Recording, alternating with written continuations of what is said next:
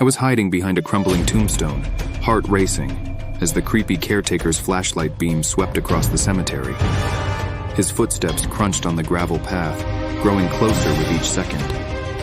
I held my breath, praying he wouldn't find me. It all started when my friends dared me to spend the night in the old cemetery at the edge of town. Rumor had it the place was haunted, but we all knew the real scare was the caretaker, Mr. Grady. People said he was unhinged, muttering to himself as he roamed the graveyard at night. We sneaked in just before midnight, the gate creaking ominously behind us. The moon cast eerie shadows across the gravestones, and the air was thick with the scent of damp earth and decaying leaves. We set up near an old mausoleum, joking to cover our nerves. An hour in, we heard it. The unmistakable sound of a shovel hitting the ground.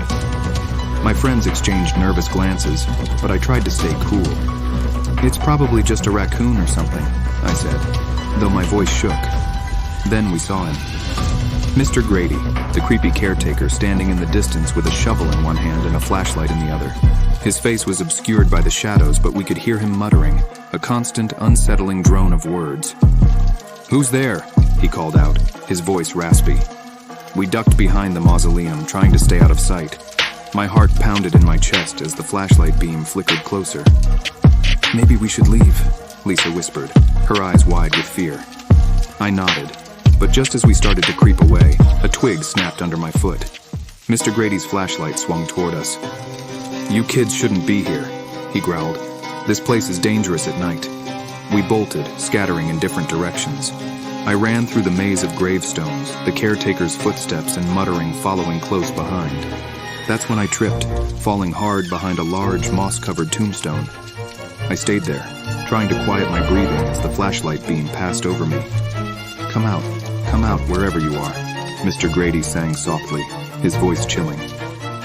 I could hear him just on the other side of the tombstone, and I knew I had to move. Summoning my courage, I waited until his footsteps receded, then made a dash for the gate. Just as I reached it, a hand grabbed my shoulder. I screamed, but then realized it was Mark, looking as terrified as I felt. "Come on," he hissed, pulling me through the gate. We didn't stop running until we were back at Mark's house, breathless and shaking. "Did you see his eyes?" Mark asked, his face pale. They were so empty, like he wasn't even human. I nodded, unable to shake the image of the caretaker's shadowy figure and the eerie muttering that seemed to echo in my mind. We agreed never to go back to that cemetery again. Years later, I heard that Mr. Grady had passed away. Some said his spirit still roamed the cemetery, searching for trespassers. Every time I pass by the old graveyard, I can't help but glance at the gate, half expecting to see the beam of a flashlight and hear that chilling voice, forever haunting the place he once guarded.